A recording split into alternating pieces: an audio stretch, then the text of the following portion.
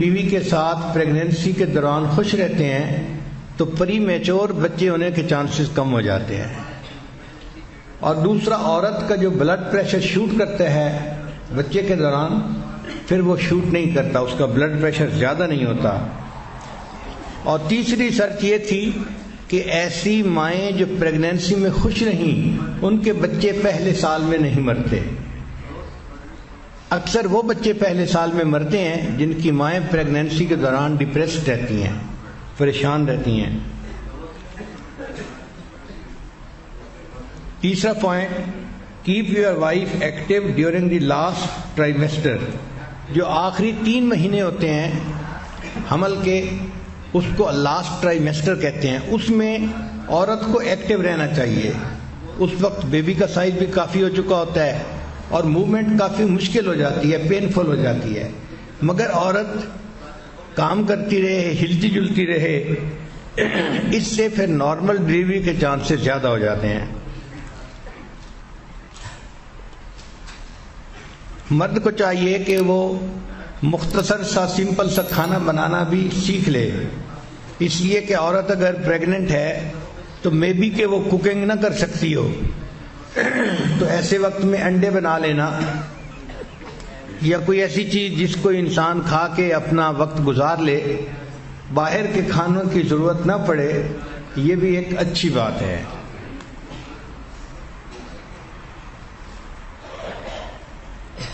یہ بھی خاوند کی ذمہ داری ہے کہ جب عورت پریگننٹ ہو تو اس کے لیے اور ہونے والے بچے کے لیے اللہ سے دعا مانگے. چنانچہ انبیاء کرام نے اپنے ہونے والے بچوں کے لیے دعائیں مانگی جو قرآن مجید میں منقول ہیں. آج کل چونکہ الٹرا ساؤنڈ کافی ایڈوانس ہو چکا ہے اور کافی پہلے جینڈر کا پتہ چل جاتا ہے، تو اگر پتہ چل جائے کہ بیبی گرل ہے یا بیبی بوائے ہے تو اس کے حساب سے جو چیزیں ہوتی ہیں وہ بھی خرید لینی ایک اچھی چیز ہے. یہ وہ کام ہیں کہ جو بیبی کے برتھ سے پہلے کرنے پڑتے ہیں.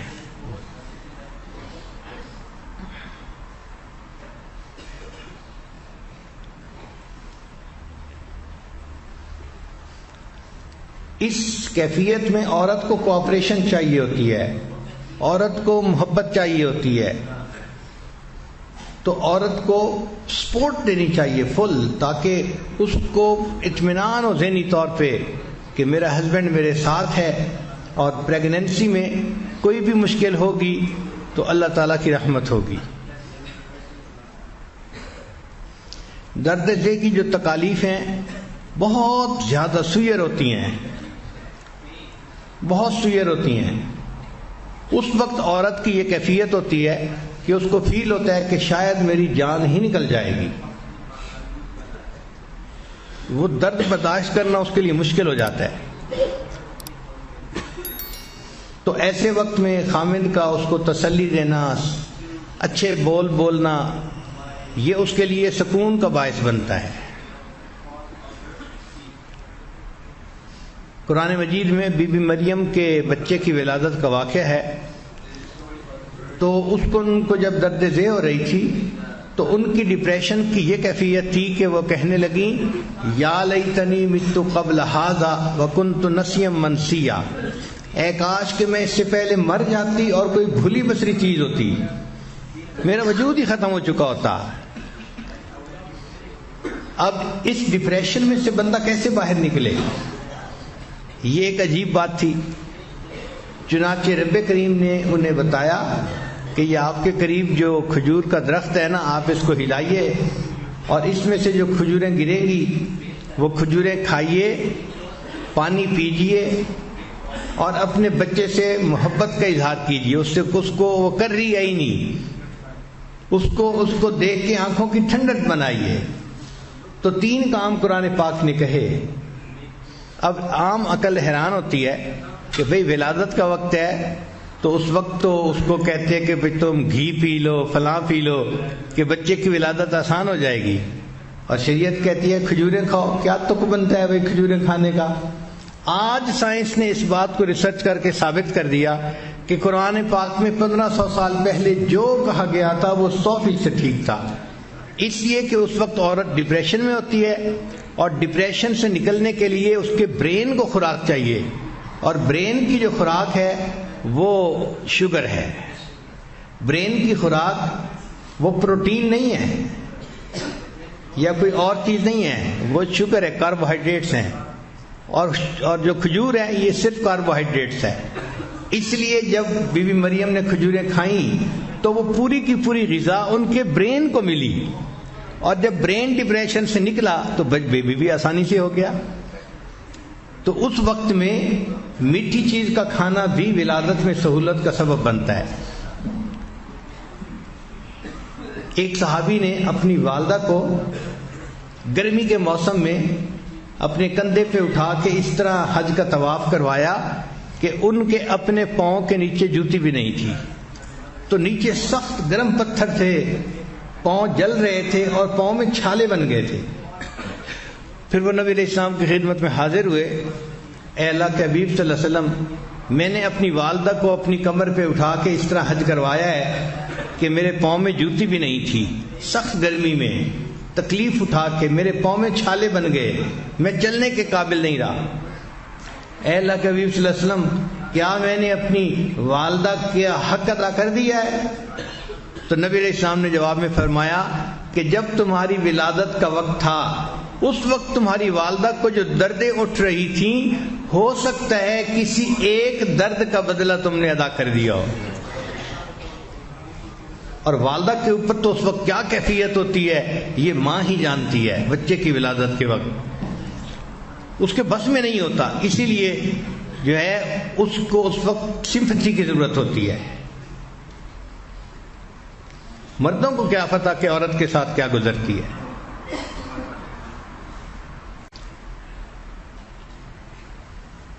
تو ایسے وقت میں غصہ کرنا اور چھوٹی سی بات پہ بگڑ جانا یہ بیوقوفی کی علامت ہے. عقل کو اس طرح اپنے سے دور نہیں ہونے دینا چاہیے. کچھ لوگ ہوتے ہیں وہ چھوٹی چھوٹی بات پہ اپنی عقل کو نا چھٹی دے دیتے ہیں کہ بھئی تم جاؤ باقی میں گزار لوں گا اپنی زندگی. ایسے نہیں کرنا چاہیے. خیر بعض لوگوں کے پاس تو عقل ہوتی ہی نہیں، اور جن کے پاس ہوتی ہے وہ اس کو سنبھال کے رکھیں. عقل نہ ہونے کے اوپر بھی ایک لطیفہ، ایک سکھ صاحب جو تھے وہ اپنی بیوی کو سائیکل موٹر پہ پیچھے بٹھا کے تیزی سے سائیکل موٹر چلا کے جا رہے تھے. راستے میں دوست سے ملاقات ہو گئی، سلام دعا کی، کھڑے ہوئے. اس نے پوچھا بھائی کہاں جا رہے ہو؟ کہتے ہیں کہ جی میں پیزا ہٹ جا رہا ہوں. اس نے کہا پیزا ہٹ جا رہے ہو کس لیے؟ کہتے ہیں کہ میری بیوی کو اس وقت لیبر پینز ہو رہی ہیں. اس نے کہا بیوی کو لیبر پینز ہو رہی ہیں اور تم پیزا ہٹ جا رہے ہو؟ کہتے ہاں وہاں انہوں نے لکھ کے لگایا ہوا تھا ڈیلیوری فری.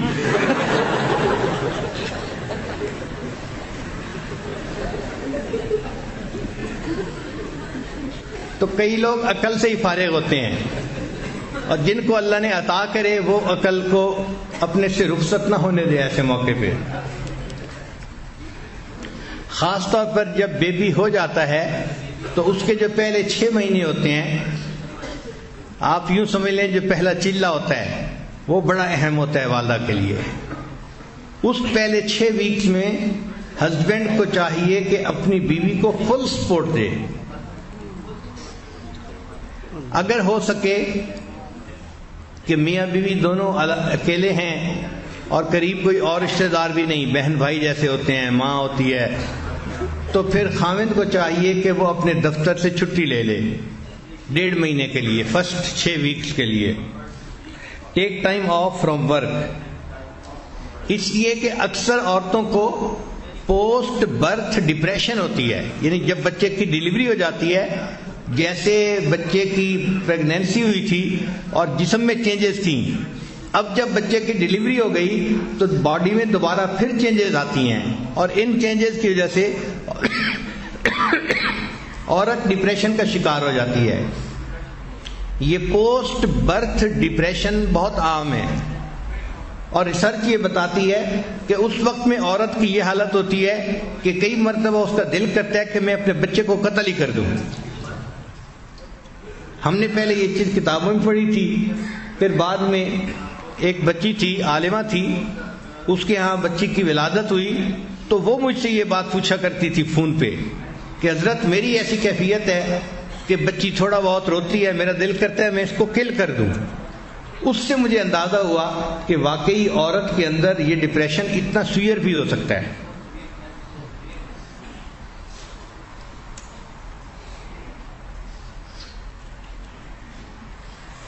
اللہ تعالیٰ کی شان دیکھیں کہ after birth of baby prolactin level is higher in fathers. مرد کے اندر پرولیکٹین لیول جو ہے وہ ہائی ہو جاتا ہے، اور یہ لیول جب ہائی ہوتا ہے تو بندے کے اندر بہت محبت ہوتی ہے دوسرے کے ساتھ تعلق جوڑنے کی. تو اللہ تعالیٰ نے باپ کے اندر اس لیول کو بڑھا دیا تاکہ اب یہ بچے سے بھی اپنا تعلق جوڑے اور اپنے بیوی کے ساتھ مزید جڑے، اس کے اندر یعنی جڑنے کا احساس ہو جائے. اور اس دوران جب بچہ ہوتا ہے تو مرد کے اندر ٹیسٹوسٹیرون لیول جو ہوتا ہے وہ کم ہو جاتا ہے. ٹیسٹوسٹیرون لیول کم ہونے سے وہ جو ایک ہوس ہوتی ہے میٹ کرنے کی وہ اس سے ختم ہو جاتی ہے، یعنی اس کے لیے میٹنگ کے بغیر صبر کے ساتھ رہنا آسان ہو جاتا ہے. یہ بہت چینجز ہیں جو قدرت کر دیتی ہے کہ آنے والے بچے کے بعد ماں باپ کے لیے وقت گزارنا آسان ہو. پھر خامد کی ایک ڈیوٹی ہوتی ہے کہ ملنے والے دوست احباب رشتہ دار وقت بے وقت آتے رہتے ہیں. اس وقت عورت تو بیبی کے ساتھ مصروف ہوتی ہے، وہ نہیں ان کو کچھ